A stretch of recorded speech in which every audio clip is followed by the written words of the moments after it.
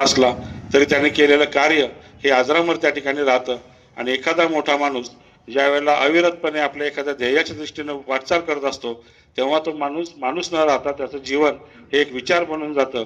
आणि म्हणून अजितदादांचा देह जरी आपल्यामध्ये गेलेला असला आणि त्याच्या अस्थिचा जरी अजित कलश या ठिकाणी आलेला असला तरी त्यांचे विचार आणि आचार, त्यांची ध्येय ही अजून त्या ठिकाणी आपल्या सगळ्यांच्या मध्ये आहेत.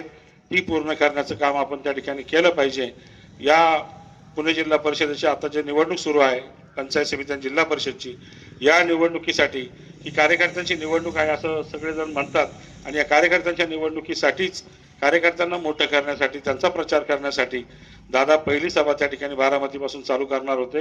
कदाचित इथं पुढचा कार्यक्रम त्या ठिकाणी ठरलेला नव्हता, परंतु आंबेगाव, जुन्नर, खेड या सगळ्या परिसरामध्ये कदाचित सभा झाल्या असत्या, परंतु ती वेळ त्या ठिकाणी आली नाही.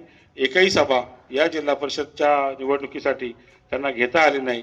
येताना पहिली सभा जिथं सभेसाठी जिथे येत होते त्याच वेळेला हा प्रसंग या ठिकाणी घडला. आणि आज आपल्याला त्या दिवसानंतर आज या अस्थि कलशाच्या विसर्जनाच्या रूपानं ती भेट त्या ठिकाणी त्यांची होत आहे. मी खरं तर हे जे दुःख आहे हे नुसतं एका परिवाराचं, एका पक्षाचं किंवा एका जिल्ह्याचं दुःख नाही.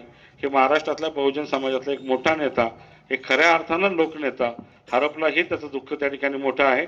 आणि असे हे दादा पुन्हा त्या ठिकाणी होणार नाही. पक्षाला शिस्त लावण्यासाठी, पक्षाला चांगल्या पद्धतीचा नावलौकिक मिळवून द्यायचा असेल तर कार्यकर्त्यांना शिस्त लावली पाहिजे. कार्यकर्त्यांना शिस्त लावायची असेल तर कुणीतरी त्यांच्यावर अंकुश घेऊन त्या ठिकाणी उभं राहिलं पाहिजे.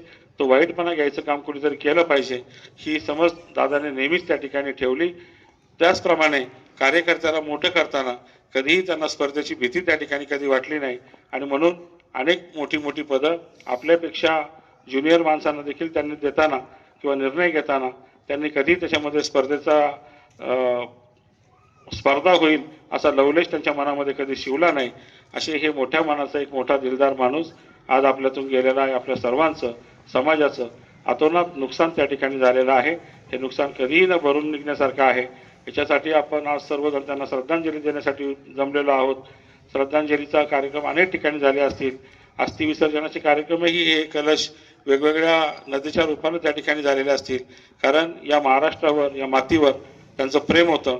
म्हणून हा कलशाच्या अस्थि विसर्जन महाराष्ट्राच्या वेगवेगळ्या ठिकाणी त्या ठिकाणी केलं जात आहे.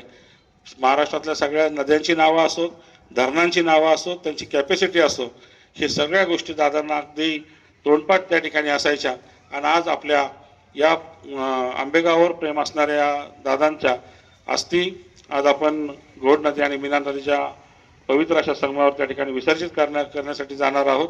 मी आपल्या सर्वांच्या वतीनं, त्याचप्रमाणे या तालुक्याच्या वतीनं या लोकनेत्याला, आपल्या सर्वांच्या आधारस्तंभाला भावपूर्ण आदरांजली व्यक्त करतो. त्यांचं स्वप्न जे आहे ते पूर्ण करण्याची ताकद परमेश्वरानं आपल्या सर्वांमध्ये देव, एवढंच परमेश्वरचरणी प्रार्थना करतो आणि माझे 2 शब्द थांबवतो. धन्यवाद.